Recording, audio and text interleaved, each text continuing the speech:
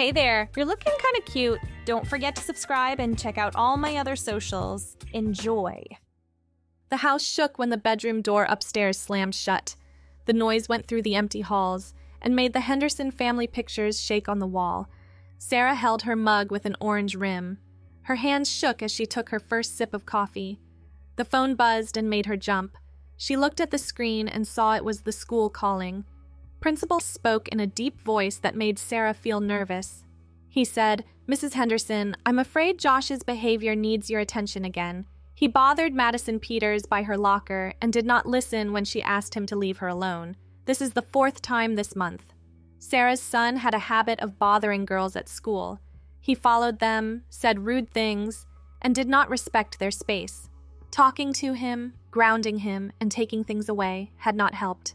"I understand. I'll handle it," she said. But she did not believe her own words. She had said this many times before. She wondered how many more chances Josh would get before something serious happened. After the call, she went upstairs slowly. Each step felt hard. Loud rap music played from Josh's room. The music was about the same bad behavior she wanted him to stop. Sarah felt angry. She did not knock on his door. "Turn it off." Her voice cut through the bass like a blade. Josh looked up from his gaming setup, his sandy blonde hair hanging in his eyes.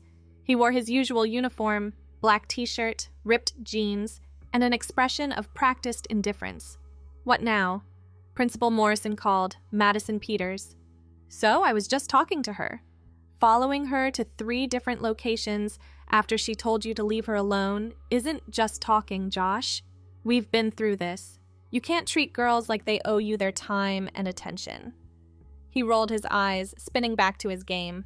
"Whatever. Ground me again. Take away my Xbox. I don't care." That dismissive tone, that complete lack of accountability, finally snapped something inside her. She walked over and yanked the power cord from the wall, causing his screen to go black. "Hey, I was in the middle of, sit down, now." Something in her voice made him comply, though his expression remained sullen. "Nothing I've tried has gotten through to you. You don't respect women, you don't listen when they tell you no, and you seem to think this behavior is acceptable, so we're going to try something different." "What, military school? Good luck affording that." "No. Starting tomorrow, every day after school, you're going to spend 4 hours experiencing what it's like to be on the receiving end of the treatment you dish out. You're going to dress as a girl, act like a girl, and maybe, just maybe, develop some empathy for what they go through." Josh's face went through several expressions in rapid succession: confusion, disbelief, then anger. "You're joking." "Do I look like I'm joking? That's insane. You can't make me—" "I can and I will. You live under my roof and you've proven you can't be trusted to behave appropriately on your own. This starts tomorrow, 4 hours every day after school, weekends included, until I see real change in how you treat women." "I'll refuse. You can't physically force me." His mother leaned forward, her brown eyes hard as stone. "Then you can find somewhere else to live. I'm done enabling this behavior. You're 1 complaint away from criminal charges, Josh. Do you understand that? Harassment, stalking. These aren't just words. They're crimes that could ruin your future." The gravity of the situation finally seemed to penetrate his defensive shell. His shoulders slumped slightly. "This is abuse," he muttered. "No, Josh. What you've been doing to those girls is abuse. This is education." The next afternoon arrived with the inevitability of a dental appointment. Josh had spent the entire school day dreading 3 o'clock, hoping his mother would have cooled off, come to her senses, forgotten about her insane plan. But when he walked through the front door, she stood waiting in the living room, a large shopping bag at her feet. "Upstairs, shower, then come to my room." "Mom, please." "Now." 20 minutes later, he stood in her bedroom doorway, hair still damp, wearing sweatpants and a white undershirt. His mother had laid out several items on her bed: a navy blue dress with small white flowers, white tights, a pair of simple black flats, and various other accessories he didn't want to identify. "This is stupid," he said, but his voice lacked yesterday's defiance. "What's stupid is thinking you can treat half the population like objects without consequences, Put on the underwear first. It's in the bathroom. I bought your size.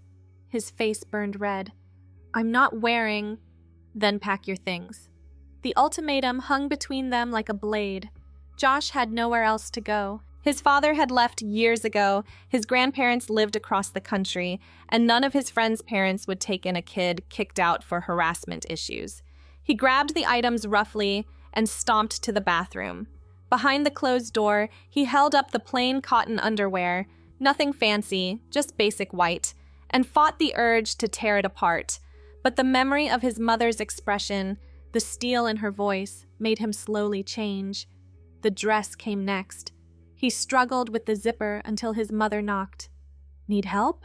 No, he growled, managing to contort his arms enough to pull it up.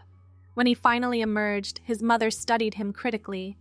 The navy dress fell to just above his knees, modest and appropriate. The white tights made his legs look different, smoother. The flats felt strange and insubstantial compared to his usual sneakers. Sit, she instructed, pointing to her vanity. I'm already dressed. Isn't that enough? Appearance is only part of it. Sit. She worked quickly, efficiently. A light layer of foundation to even out his complexion. Subtle brown eyeshadow. Clear lip gloss. Nothing dramatic, just enough to complete the transformation. When she stepped back, Josh caught sight of himself in the mirror and froze. The person staring back wasn't quite him anymore. Blonde hair framing a face that looked softer, younger somehow. The dress changed the shape of his body, creating the illusion of a different silhouette. Now, his mother said, we're going to practice walking. In those shoes, you can't stomp around like you usually do. This is humiliating. Good. Maybe humiliation will teach you what respect couldn't. The first hour consisted of basic movement. How to sit properly in a dress, knees together, smoothing the fabric. How to walk in flats without shuffling. How to modulate his voice to sound less aggressive. Josh resisted every step, his movements wooden and reluctant. I'm not learning anything except that you're crazy, he said, after practicing getting in and out of a chair for the 10th time. Really? You don't notice how much more vulnerable you feel? How aware you are of how you're sitting, how you're moving, how much space you're taking up? He didn't answer, but something in his expression shifted. The second hour involved role play. His mother pretended to be various people, a cashier, a classmate, a stranger on the street. She demonstrated the kind of subtle harassment women dealt with daily. Comments about appearance, standing too close, persistent attention even after being asked to stop. See how uncomfortable that is? She asked, after crowding him against the wall while he tried to explain he wasn't interested in talking. That's exactly what you did to Madison yesterday. Josh pulled at the hem of his dress, suddenly unable to meet her eyes. By the third hour, exhaustion had replaced his anger. They sat at the kitchen table, his mother teaching him to paint his nails. Clear polish only, nothing that would last beyond the evening. Why are you really doing this? He asked quietly, watching the brush glide over his thumbnail. Because I love you, she said simply. And because if I don't correct this now, you'll become the kind of man who thinks he's entitled to women's time, attention, and bodies. That's not the son I raised. But making me dress like this makes you experience a fraction of the vulnerability women feel every day. The consciousness of being watched, judged, potentially targeted. If you can't develop empathy through explanation, maybe you'll develop it through experience. The fourth hour passed in relative quiet. His mother had him help with dinner, moving around the kitchen in his dress, learning to navigate daily tasks while dressed differently. By the time the clock struck 7, Josh felt wrung out, emotionally and physically drained. Go change, his mother said. We'll do this again tomorrow. Upstairs, Josh carefully removed the dress and accessories, folding them neatly without being asked. In the shower, he scrubbed at the makeup until his face felt raw, but something lingered beyond the cosmetics, an awareness he couldn't quite shake. The next 2 weeks established a routine. School until 3, then home for what his mother called education time. She'd expanded beyond just dressing him up. They watched documentaries about women's experiences, read articles about harassment and assault statistics, discussed the psychology behind male entitlement. Josh still complained, but his resistance had evolved from outright refusal to grudging cooperation. He learned to zip the dresses himself, to apply the basic makeup without assistance. His movements in the clothes became less awkward, more natural. "I got called into Morrison's office today," he mentioned during their third week, carefully applying clear polish to his pinky nail. His mother looked up from her book. "Oh?" He said Madison noticed I've been leaving her alone. Asked if I was okay. "What did you tell him?" "That I was working on being better." She smiled. The first real smile he'd seen since this began. Good. The navy dress with white flowers had become a regular choice, but his mother had added others to the rotation. A black skirt with a burgundy sweater, a green sundress that brought out his eyes. Nothing revealing or inappropriate, just normal clothes that normal girls might wear.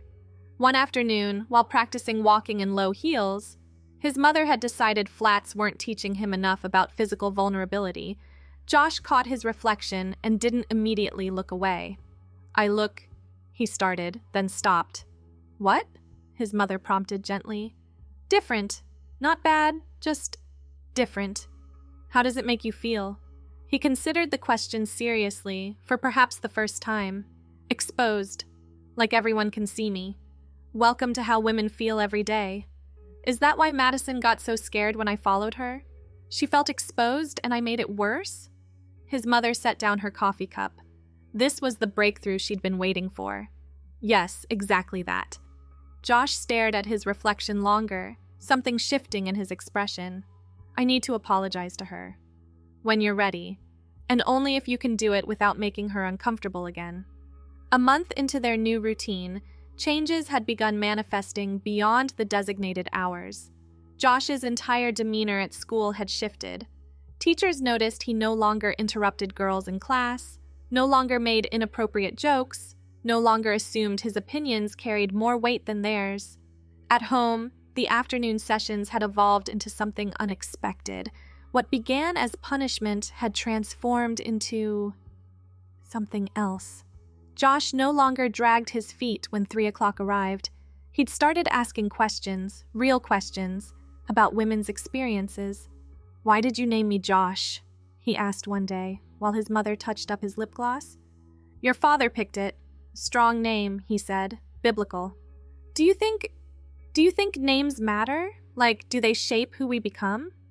His mother paused, studying her son's face, though in that moment, dressed in the green sundress with carefully applied makeup, son felt like an incomplete descriptor.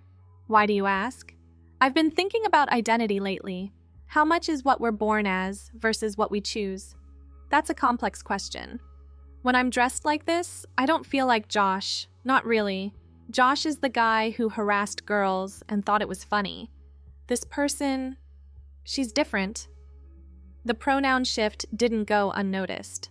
"She?" A blush crept up his cheeks, visible even through the foundation. "It feels more accurate. When I look like this, move like this, think like this." He doesn't fit. "Do you want to try a different name? Just for our afternoon sessions?" The question hung in the air like a held breath. Josh, or the person who looked less and less like Josh, nodded slowly. "Julie," came the quiet response. "I've been thinking about Julie." That's a pretty name. It's close enough to Josh that it feels connected, but different enough to be new. From that day forward, 3 o'clock marked more than just a change of clothes. It marked a transformation from Josh to Julie, and with it came a shift in their entire dynamic. Julie proved to be everything Josh hadn't been. Thoughtful where Josh was impulsive, empathetic where Josh was dismissive, careful with others' feelings where Josh had been carelessly cruel. "I wrote Madison an apology letter," Julie mentioned one afternoon while practicing a more elaborate makeup look. Her mother had agreed to teach eyeshadow techniques after Julie expressed interest. "Haven't sent it yet. Want to make sure it's right. Can I read it?" Julie produced a carefully folded paper from the green sundress pocket. The handwriting was neater than Josh's usual scrawl, the words chosen with obvious care. "Madison," it began, I owe you an apology that's long overdue. My behavior toward you was harassment, plain and simple.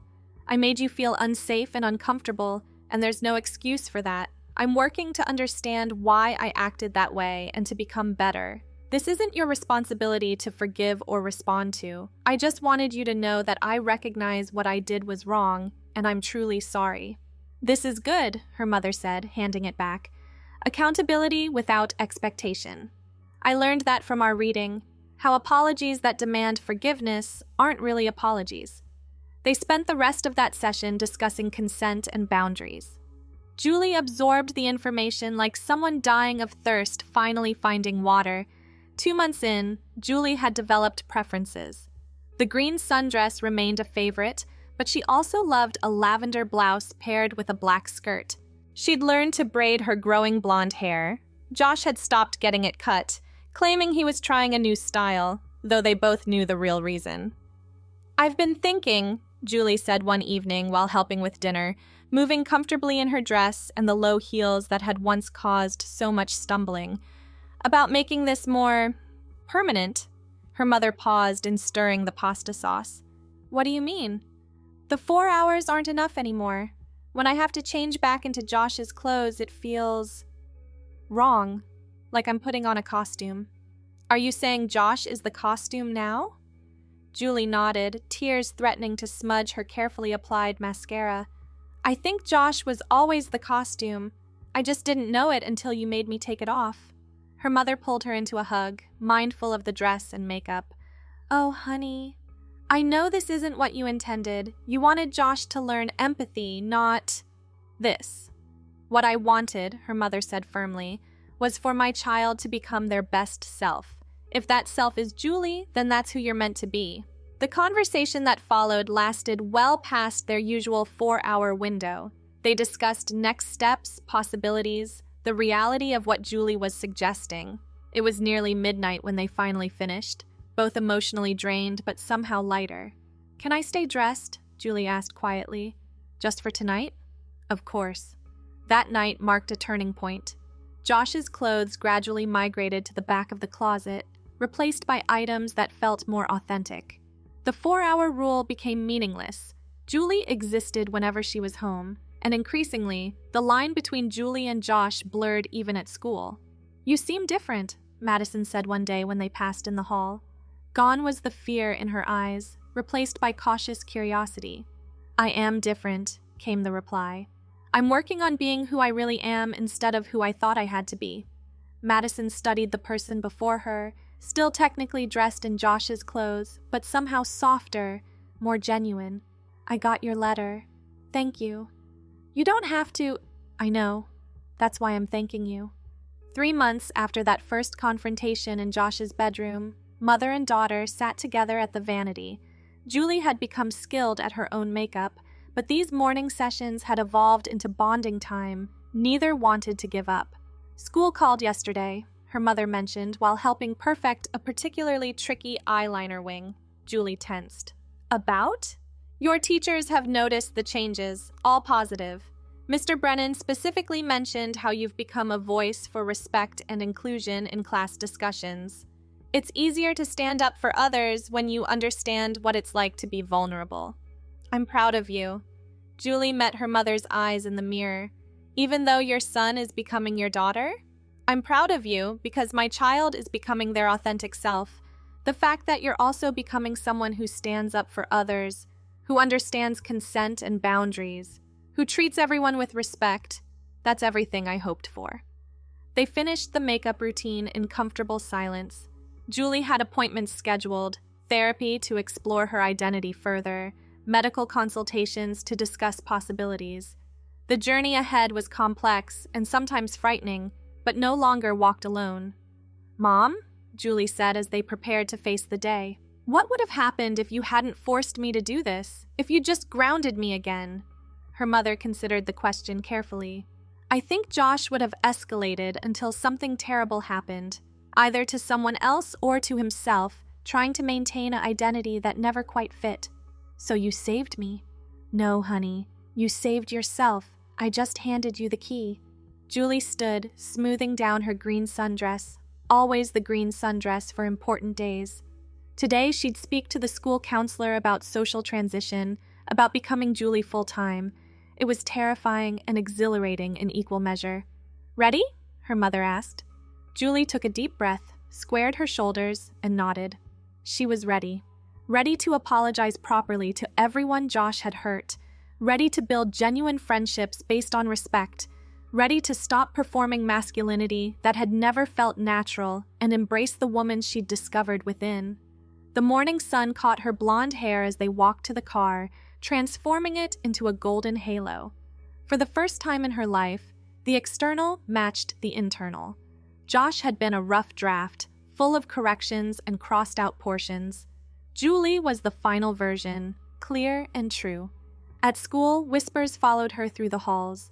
The green sundress, the careful makeup, the confident but gentle way she moved, all of it announced the transformation before any words could. Some students stared in confusion, others in recognition of something they'd sensed all along. Madison approached during lunch, no longer wary but curious. Are you? "I'm Julie," came the simple response. "I think I always was." That explains a lot, actually. Madison sat down uninvited but welcome.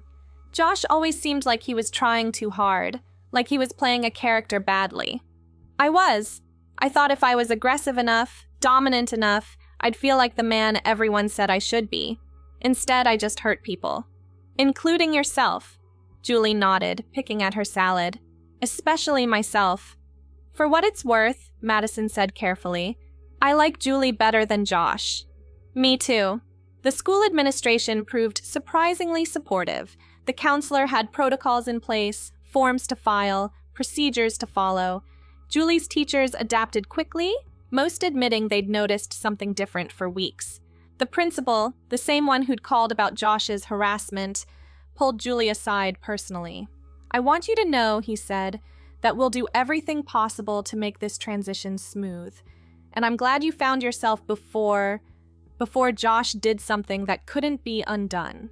Julie thought about all those weeks of pushing boundaries, of making girls uncomfortable, of refusing to hear no. "Me too, Mr. Morrison, me too." The first full day as Julie at school stretched like an eternity. Every interaction felt magnified, every glance potentially hostile. But as hours passed, the extraordinary became ordinary.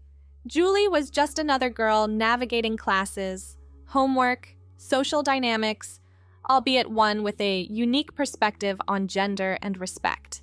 After school, she found her mother waiting in the pickup line, tears streaming down her face. "What's wrong?" Julie asked, alarmed. "Nothing's wrong. I just realized this is the first time I've picked up my daughter from school." They drove home in comfortable silence, Julie still wearing the green sundress that had become her armor and statement all at once. At home, there was no need to change, no 4-hour limit, no return to Josh's clothes. Julie was home in every sense.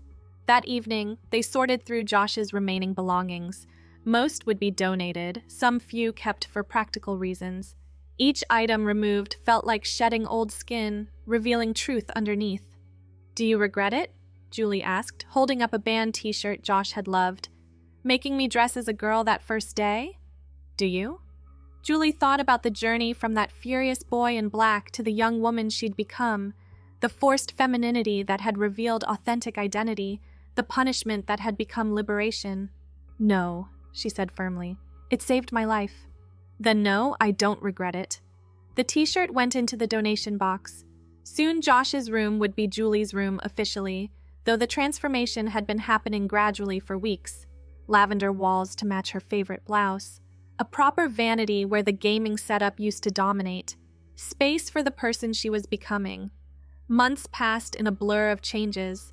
Julie started hormone therapy, her body slowly aligning with her identity. Her blonde hair grew past her shoulders, no longer needing the clips and tricks to appear feminine.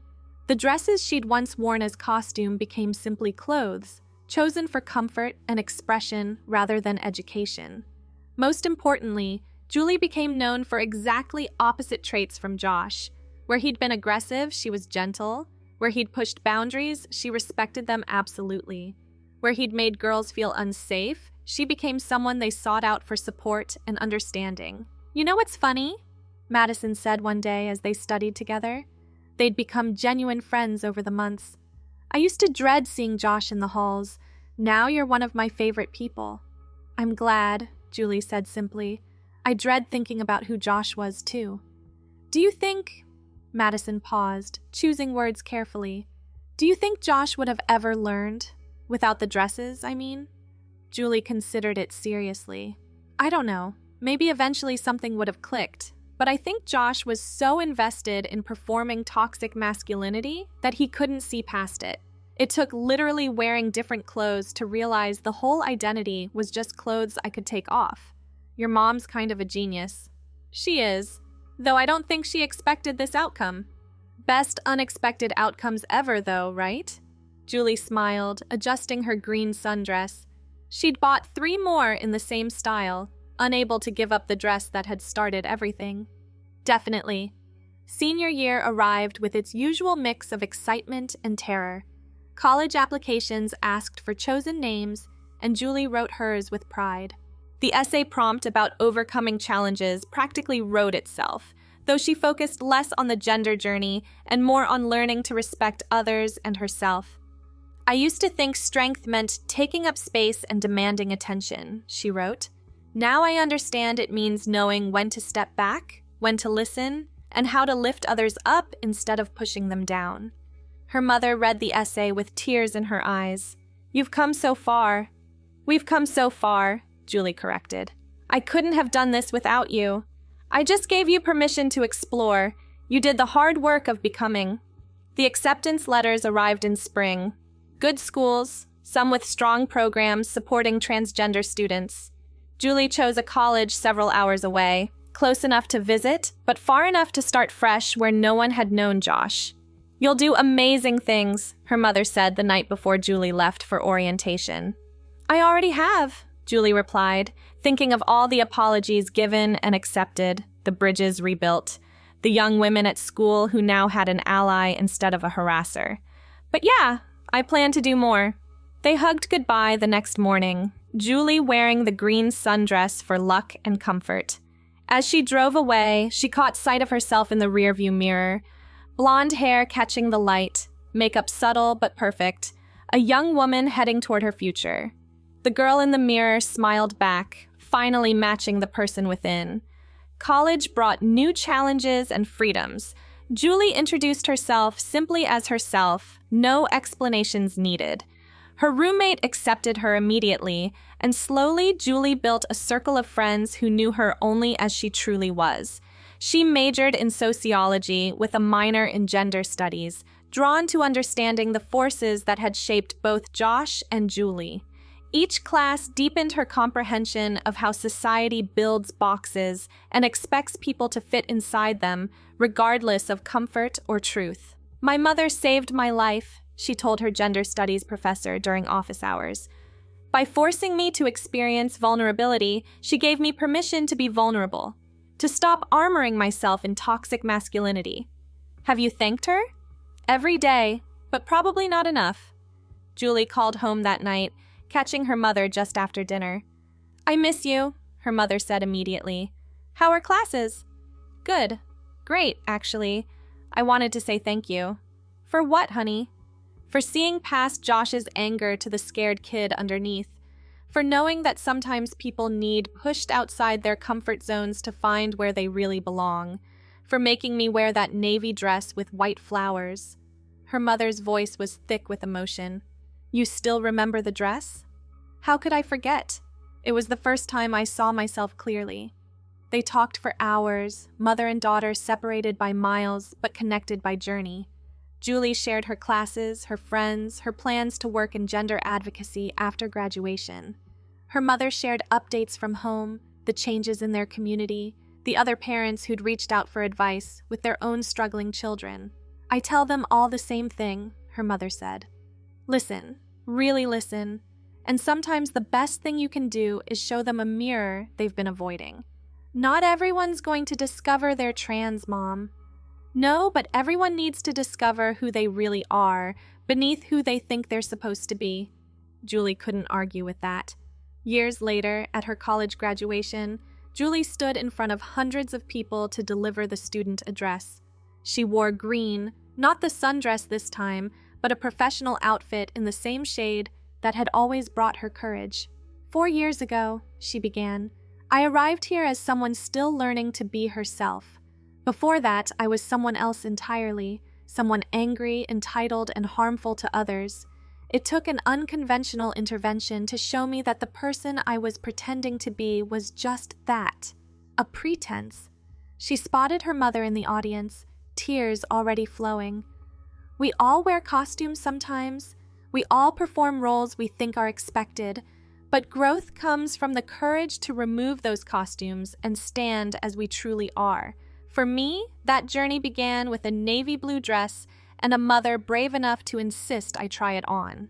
The speech continued, touching on identity, respect, consent, and the power of empathy. But Julie's eyes kept returning to her mother, the woman who'd seen past a troubled teenage boy to the daughter waiting to emerge.